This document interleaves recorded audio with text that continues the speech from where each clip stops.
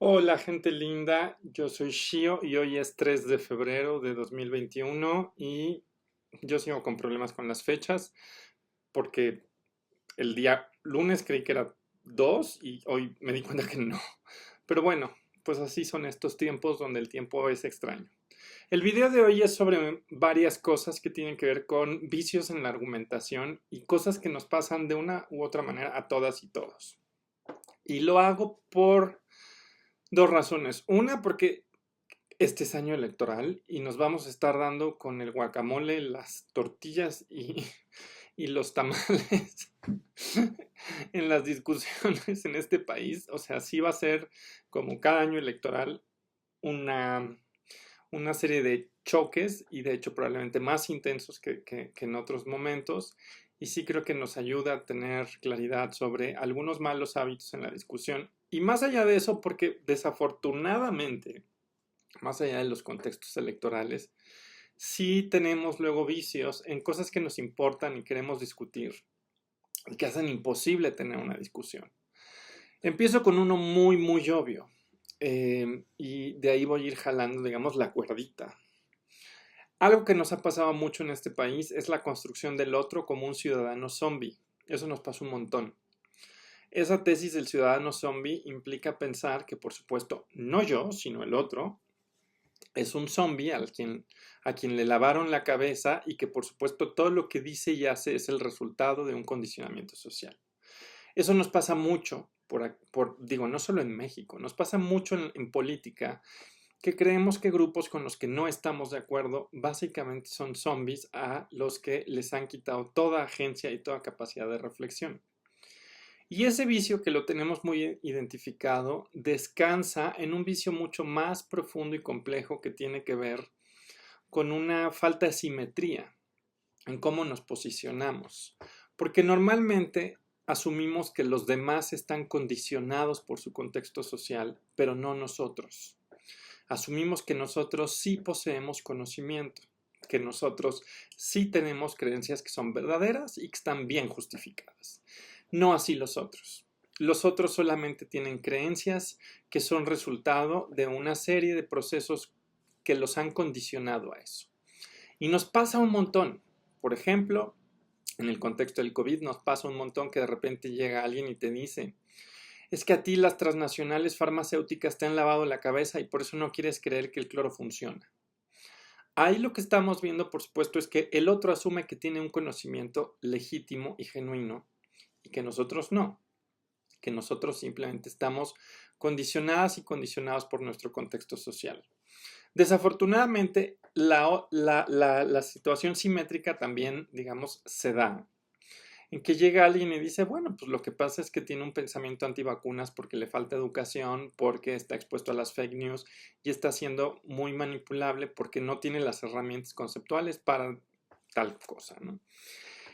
Y asumimos entonces implícitamente que nosotros sí tenemos todos los recursos para afirmar que conocemos algo. Y ahí estamos viendo una mala práctica en los discursos porque hay una falta de un ejercicio de simetría. Y es que tanto los otros como nosotros estamos presa de condicionamientos y eso a veces se nos olvida.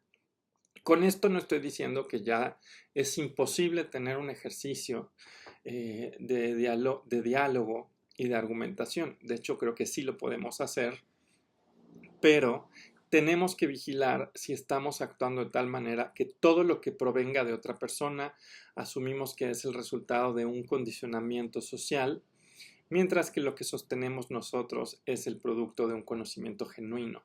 Tenemos que tratar de atender a cómo los otros construyen sus procesos de argumentación y legitimación de lo que nos dicen. Y tenemos que tratar de interpelar eso, no tratar de disolver sus opiniones en la condición de que son zombies. Eso es muy difícil de hacer, porque yo puedo decir eso y salgo inmediatamente a Twitter y lo olvido. Entonces no crean que lo digo como si fuera fácil, como si fuera sencillo, porque no, no lo es. Pero tengamos en cuenta, por ejemplo, esto. ¿Estamos tratando al otro como si fuera un zombie al que le lavaron el cerebro? Si estamos haciendo eso, aguas. Estamos, por ejemplo, suponiendo que el otro está totalmente condicionado y en vez de interpelar sus argumentos, buscamos ver las condicionantes sociales que llevan a que diga algo.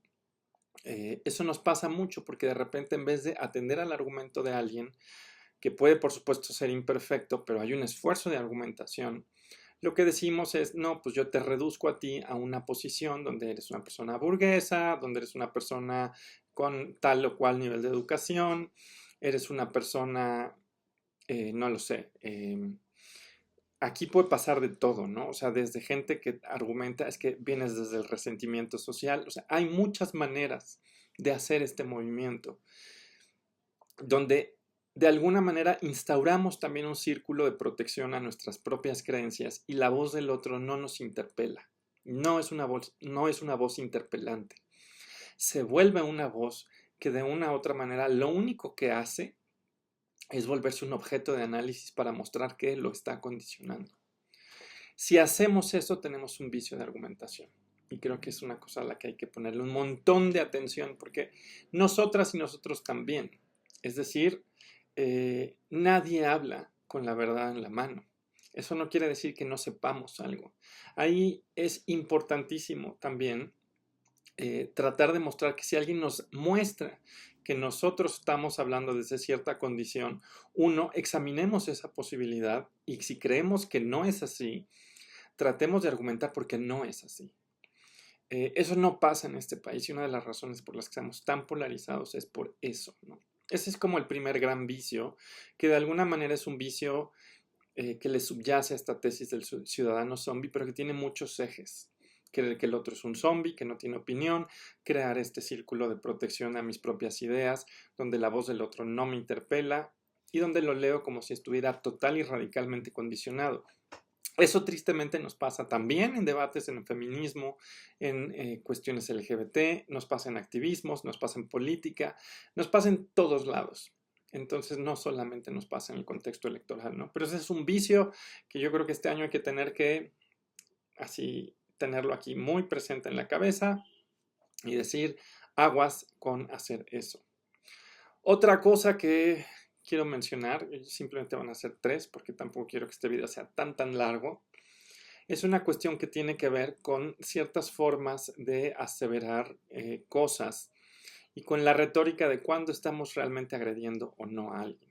Y aquí voy a aludir al trabajo de un filósofo mexicano al que admiro y respeto mucho por muchas cosas, porque entra de esas personas súper transdisciplinarias, se llama Axel Barceló. Además de ser un gran filósofo, es DJ. Como DJ se llama DRXL. Si alguien quiere escucharle, pues venga.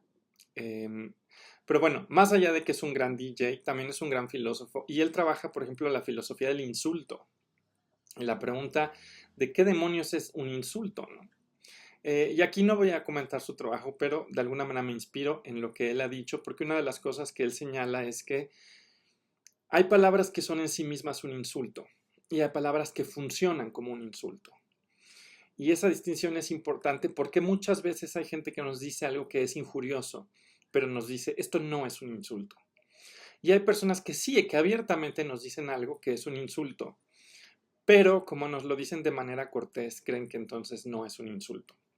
Y yo quisiera hacer simplemente una distinción entre, digamos, 2 escenarios. Hay veces que el contenido locucionario de lo que decimos es ofensivo. Es decir, el contenido de nuestras afirmaciones es ofensivo. Eso pasa como cuando llega alguien y te dice, yo no soy transfóbico, homofóbico, racista, misógino, pero, y acto seguido enuncia algo cuyo contenido claramente está cargado de estereotipos y de prejuicios. Ese es un ejemplo. Que yo creo que todo el mundo va a identificar. Te lo puede decir con toda la amabilidad, cortesía, incluso con la buena ondita del mundo. Pero el contenido de la locución puede ser en efecto sumamente descalificativo. Incluso si no usa en sí mismo una grosería, puede ser que el contenido de la afirmación sea ofensivo, incluso si la persona cree que no lo es. Y algo que creo que tendríamos que saber hacer es detectar cuando esto pasa y decir, quizás tú en tu acto de enunciación no pretendes insultarme. no pretendes de alguna manera descalificarme, pero el contenido de tu afirmación sí es un contenido que de alguna manera es negativo. Cosa muy distinta pasa, por ejemplo, cuando el problema no está en el contenido de la locución, sino, por ejemplo, en el contexto en el que se da esa locución. Por ejemplo, en el contexto ilocucionario. Alguien te puede decir algo que aparentemente es muy inocente, pero la manera en la que te lo dice puede ser muy agresiva, ¿no?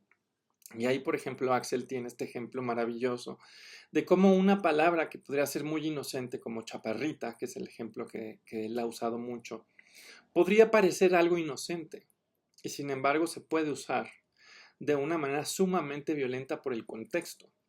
Entonces no es algo que necesariamente esté en la palabra, ¿no?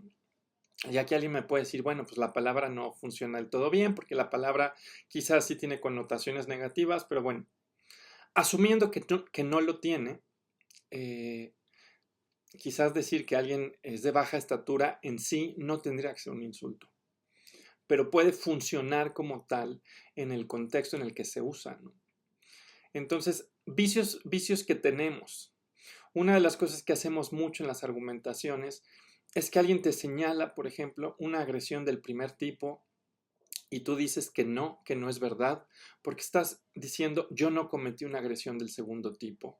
O viceversa, te dicen cometes una agresión del segundo tipo y tú dices que no, porque no has cometido una agresión del primer tipo. Eso pasa mucho, que le señalas a alguien que está haciendo un comentario que de alguna manera es agresivo o violento y te dice que no, porque el contexto ilocucionario y sus intenciones y sus gestos afectivos que acompañan a la locución no son violentos. Ahí lo que está pasando, por supuesto, es que es un error en la manera en la que está entendiendo esa persona tu señalamiento de que estás diciendo algo que es violento. Y eso también nos pasa, que de repente, hay que decirlo en primera persona, a veces decimos algo que puede resultar violento a una persona en uno de estos dos sentidos y le decimos que no porque nos refugiamos en el otro sentido. Entonces creo que sería bueno también examinar estos dos escenarios y ver si no estamos cayendo en eso.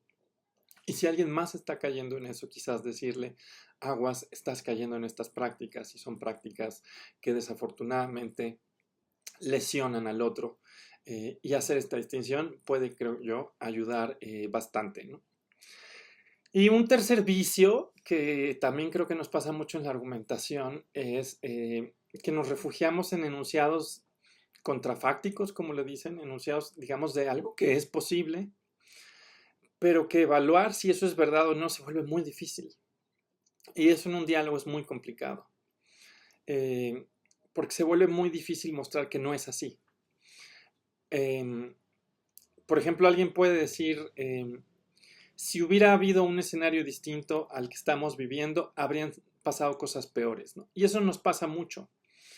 A ver, estos enunciados los usamos un montón y no solo en el habla cotidiana, los usamos en la ciencia, ¿no? Como cuando le dices a alguien, oye, no tomes esta sustancia porque si la tomas te puedes morir. Ese es un enunciado contrafáctico porque de hecho la gente aún no ha tomado eso y puede que ni siquiera lo tome, ¿no? O sea, si le dices a alguien aguas con, no sé, tomarte un raticida porque te puedes morir, sostenemos que ese enunciado es verdadero. Pero por supuesto, ¿por qué sostenemos eso, no? Porque sabemos que hay una serie de regularidades donde si se cumple el antecedente, el consecuente se va a cumplir. Es decir, tenemos maneras de hablar donde hablamos de escenarios posibles que no son el actual, donde sabemos que si se cumple el antecedente o si se hubiera cumplido el antecedente, se cumpliría el consecuente. Como en el del raticida. No te tomes un raticida, por si te lo tomes, pues puede que te mueras o puede que acabes en urgencias muy, muy, muy mal, ¿no? Ahí sabemos qué es lo que le da valor de verdad a ese enunciado. Y es que básicamente hay una serie de regularidades que ya conocemos y que sostienen eso. Pero hay enunciados que son mucho más oscuros. Y esos se usan un montón para construir escenarios donde la evaluación de las condiciones de verdad de ese enunciado son totalmente opacas. Y en una argumentación esto es un problema, porque se vuelve muy difícil de alguna manera decir que eso no sería el caso. Entonces, en vez de gastar mucho esfuerzo en tratar de mostrar que eso es falso, quizás la pregunta que tendríamos que hacer es, bajo qué condiciones tú afirmas que estas condiciones de verdad se cumplirían.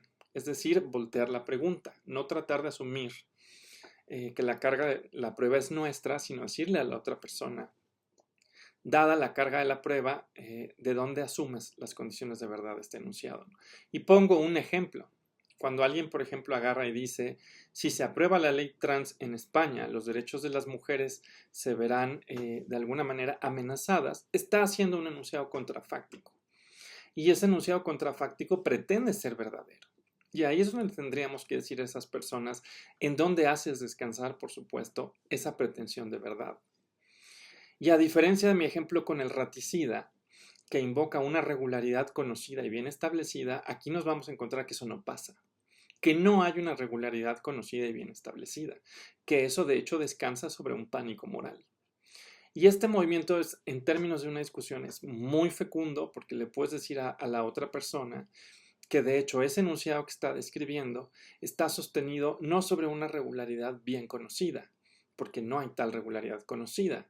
No hay estadísticas que de hecho apunten a que eso es un problema real. Y sí hay, por ejemplo, muchos estudios que hablan de cómo a las mujeres trans nos da, por ejemplo, pavor ir a un baño, porque nos da miedo que nos saquen o porque incluso no queremos incomodar a otras mujeres. Eso es una cosa que pasa. De repente dices, bueno, pues yo no quiero que se sientan incómodas en una cosa tan privada, ¿no? Entonces te paras en la puerta y cuando ves que ya no hay nadie, entras. Y eso sabemos que muchas de nosotras lo hacemos y que de hecho en general muchas personas trans hacen y terminamos fregándonos la vejiga, ¿no? Pero bueno, más allá de ese ejemplo, lo que quiero mostrar es que a veces pasa en las discusiones que se usan este tipo de enunciados, ¿no? Entonces, bueno, pues este es mi video de esta semana, que también estuvo muy ñoño, pero de otro sentido. Porque lo que quería simplemente decir es, en México este es año electoral, pero no solo por eso, sino porque tenemos un montón de coyunturas, luego nos encontramos discutiendo con otras personas. Y a veces esas discusiones no sirven para nada porque caemos en vicios argumentativos. Y yo estoy tratando de señalar simplemente 3 de ellos, que son, digamos, esta tesis del zombie y lo que le subyace, esta última que mencionaba yo de los contrafácticos y una tesis intermedia que ya se me olvidó cuál era porque hablo demasiado rápido y así soy yo. Pero bueno, nos vemos en una semana y espero que cuando estén en Twitter, en Facebook o en alguna red social y quieran entrar a discutir con alguien, se pregunten genuinamente si van a caer en un vicio y entonces no lo hagan. Y si ven que la otra persona cae en un vicio, señálenlo. Y si ven que de todas maneras pues no funciona, quizás no es el lugar para tener esa discusión. Y nada, nos vemos en una semana. Y yo no sé si esta semana iba a ser un video más relax, pero claramente no fue así. Pero espero que la próxima semana sí sea así.